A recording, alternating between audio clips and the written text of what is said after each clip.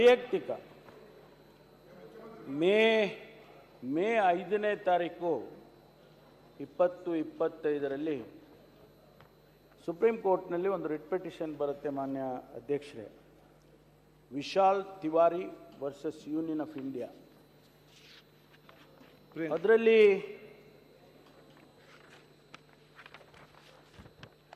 ಆ ಆರ್ಡರ್ನಲ್ಲಿ ನಾನು ಅದನ್ನು ಕೊನೆ ಪ್ಯಾರಾಗ್ರಾಫ್ ಮಾತ್ರ ಹೇಳ್ತೇನೆ, ಯಾಕೆಂದರೆ ಭಾಳ ಡೀಟೇಲ್ ಆಗಿದೆ. While we are not entertaining the present writ petition, we make it clear that any attempt to spread communal hatred or indulge in hate speech must be dealt with an iron hand. Hate speech cannot be tolerated as it leads to loss of dignity and self-worth of the targeted group members, contributes to disharmony amongst groups, and erodes tolerance and open-mindedness, which is a must for a multicultural society committed to the idea of equality. Any attempt to cause alienation or humiliation of the targeted group is a criminal offense and must be dealt with accordingly. ಇದರ ಜೊತೆಗೆ ಮಾನ್ಯ ಅಧ್ಯಕ್ಷರೇ, international covenant on civil political rights article 20(2), Article 4 of the International Convention of the Elimination of All Forms of Racial Discrimination, Rabat Plan of Action on the Prohibition of Advocacy of National, Racial and Religious Hatred that constitutes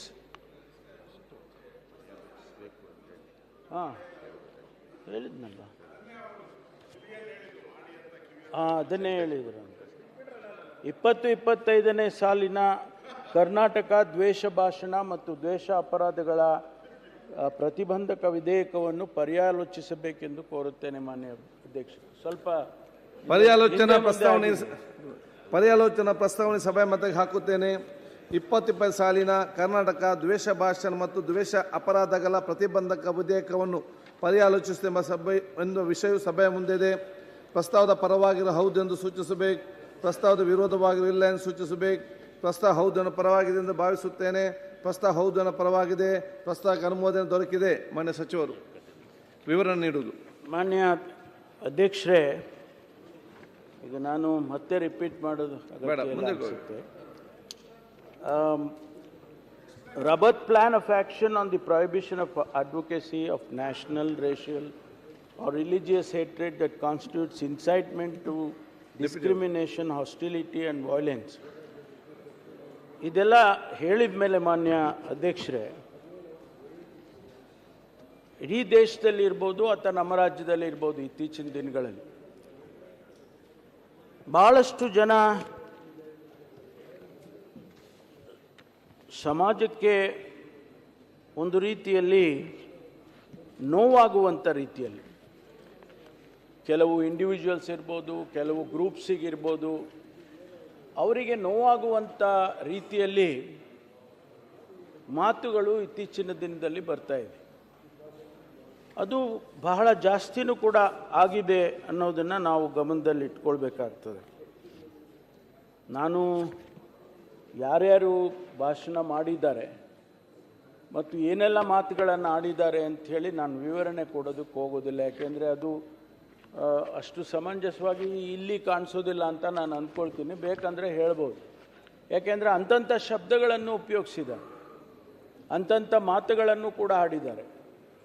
ಆದರೆ ಅದನ್ನು ಒಂದು ಕಡೆ ಇಡ್ತೀನಿ ನಾನು, I keep it a side. ಆದರೆ ಅದರ impact ಏನಾಗ್ತದೆ, ಸಮಾಜದ ಮೇಲೆ ಏನಾಗಿದೆ,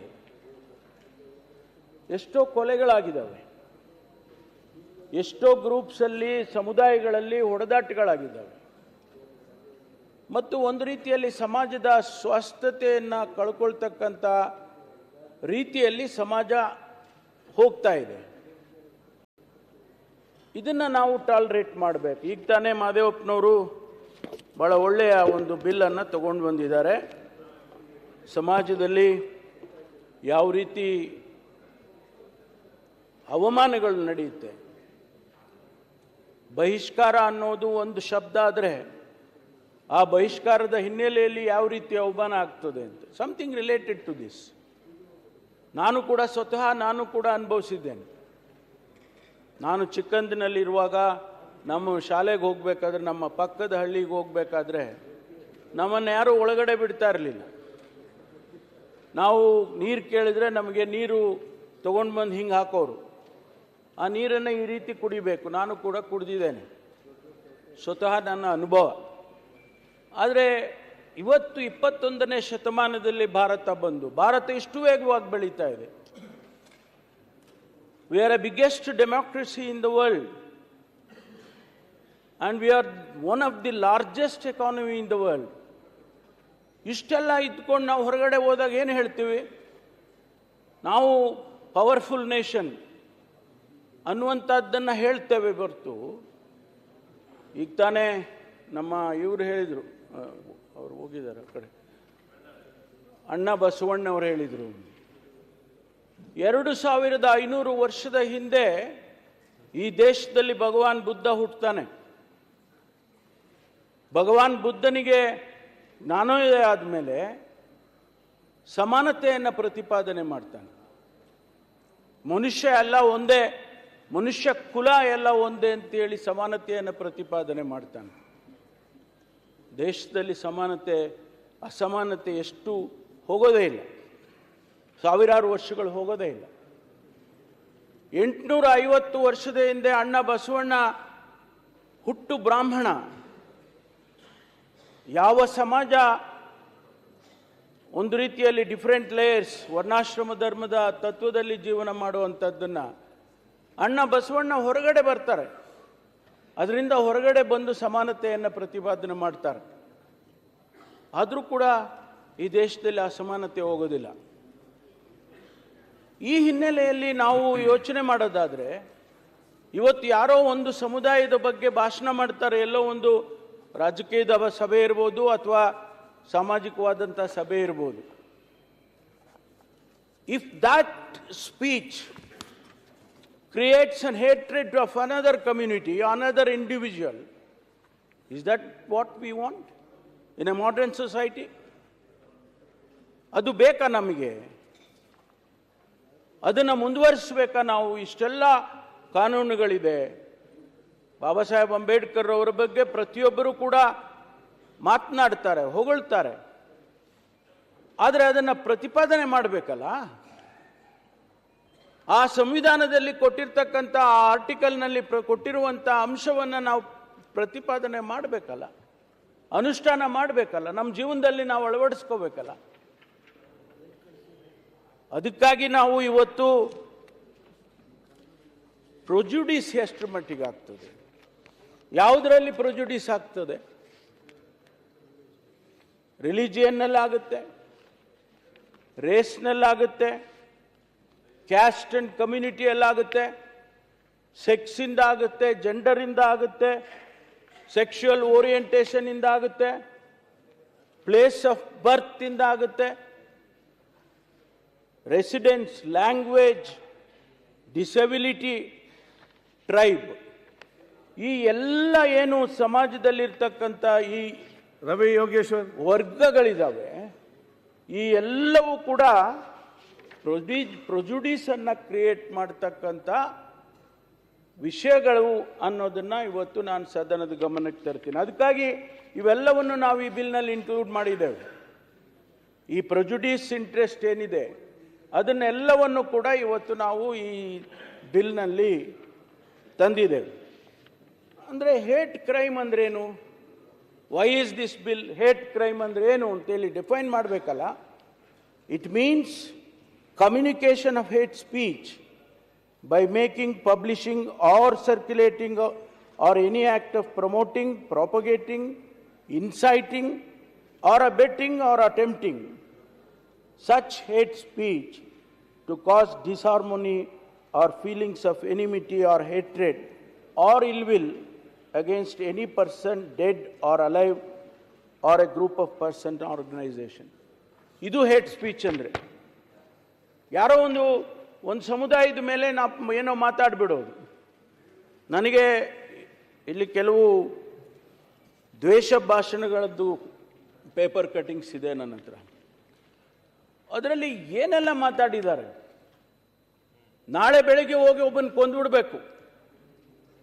ಇಡೀ ಸಮುದಾಯವನ್ನು, ಒಂದು ಸಮುದಾಯವನ್ನು ಇನ್ನೊಂದು ಸಮುದಾಯದ ಮೇಲೆ ಹಾಕುವಂಥ ಮಾತುಗಳು, ಅವ್ರನ್ನೆಲ್ಲ ಹೊಡೆದಾಕ್ಬಿಡ್ಬೇಕು. ಮಹಿಳೆಯರ ರಕ್ಷಣೆ ಇವತ್ತು ಇಡೀ ದೇಶದಲ್ಲಿ ಒಂದು ಸವಾಲಾಗಿದೆ. ನಮಗೆ ಮಕ್ಕಳ ರಕ್ಷಣೆಗೆ ಇವತ್ತು ದೇಶದಲ್ಲಿ ಒಂದು ಸವಾಲಾಗಿದೆ. ಅದರ ಬಗ್ಗೆ ಏನೋ ಒಂದು ಮಾತಾಡ್ಬಿಡೋದು. ಆಮೇಲೆ ಯುವಕರು, ಈ ದೇಶದ ಯುವಕರೇ ನಮಗೆ ಶಕ್ತಿ. 60% of the population of India is below 40 years ಅಂತ ಒಂದು ಸ್ಟ್ಯಾಟಿಸ್ಟಿಕ್ಸ್ ಹೇಳ್ತಾರೆ. Young India, India is Young ಅಂದರೆ ಹೆಚ್ಚು ಜನಸಂಖ್ಯೆಯ ಭಾಗ ಯುವಕರಿದ್ದಾರೆ. ಆ ಯುವಕರನ್ನು ಎಷ್ಟು ಸುಲಭನಾಗಿ ಇನ್ಸೈಟ್ ಮಾಡ್ಬೋದು.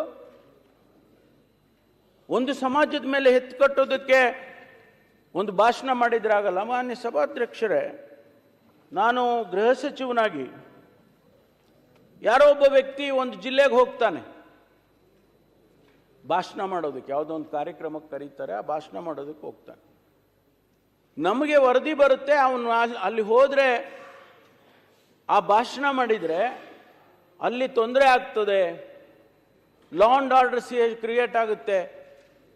ಆಗ ನಾವೇನು ಮಾಡ್ತೀವಿ, ಆ ಜಿಲ್ಲೆಗೆ ಅವರು ಹೋಗದಾಗೆ ಅವ್ರನ್ನ ತಡಿತೀವಿ, ಬ್ಯಾನ್ ಮಾಡ್ತೀವಿ.